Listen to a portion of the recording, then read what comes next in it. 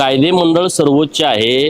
कायदे मंडळ ज्या पद्धतीच्या सूचना देईल त्या सूचनाचं आम्ही पालन करू. जे काही आदेश देतील त्या आदेशाचं आम्ही पालन करू. कायदे मंडळाचा सन्मान राखणं आमची जबाबदारी आहे. मी आता एक जतला देवभूमी म्हणून घोषित करा अशी एक लक्षवेधी काल मांडलेली आहे.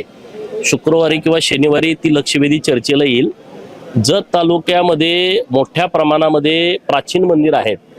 रामायण महाभारतापासूनचा इतिहास हा जतच्या भूमीला लाभलेला आहे, परंतु लोकांच्या समोर आला नाही आणि म्हणून तो समोर आणण्याचा आमचा प्रयत्न आहे. त्या पद्धतीनं आम्ही लक्षवेधी मांडतोय. माननीय मुख्यमंत्री महोदयांच्याकडून आमची अपेक्षा आहे की जतला देवभूमी घोषित करावं, त्याचा एक विकास आराखडा तयार करावा आणि एकत्रितपणे 36 मंदिर की जिथं लाखो लोक दरवर्षी येतात अशा सर्व 36 मंदिरांचा वेगवेगळे मठ आहेत.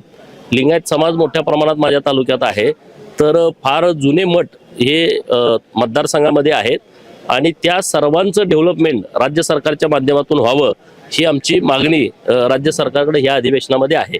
बाकी तर विषय आहेत, मग समग्र शिक्षा अभियानवाले लोक आहेत त्यांचे विषय आहेत, उमेदवारांचे विषय आहेत, बाकीचे सगळे गावगाड्यातले विषय आहेत ते आम्ही मानत राहतो.